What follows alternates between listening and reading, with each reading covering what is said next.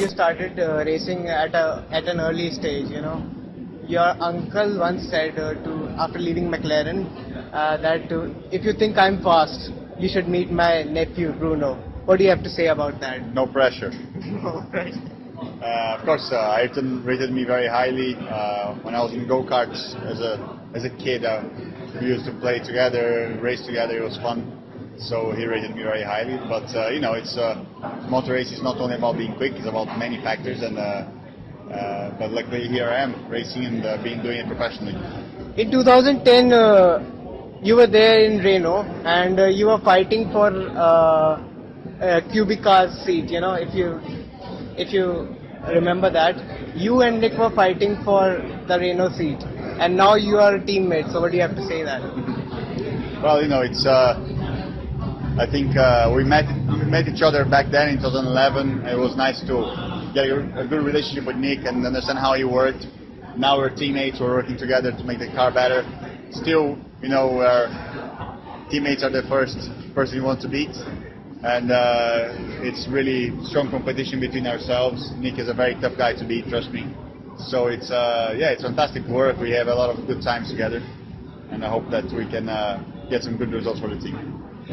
In Argentina, your car was damaged, and brilliant work by your team here. So, what was your mindset at that moment?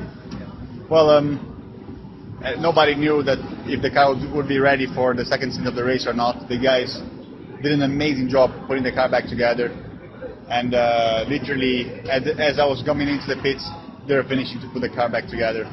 We did a perfect pit stop, drove off, and scored a point. And the frame of mind was just drive as well as I could during the race to maximize whatever chances we had.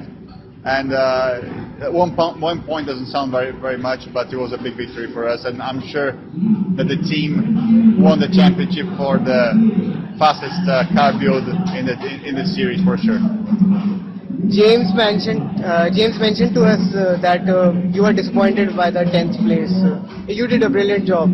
So why is it that you were disappointed? Because I knew we could have done better if we hadn't had the accident in qualifying. We could have qualified in the top 10 for sure.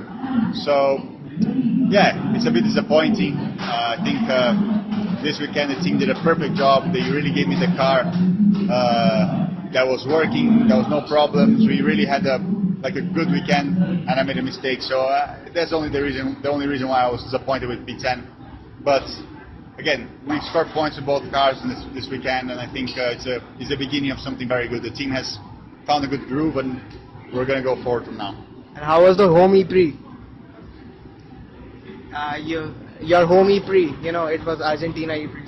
Well, it's close. It's not the closest to home. I think closest to home for me is Punta, but it's fantastic to be South America. The fans are really, really passionate.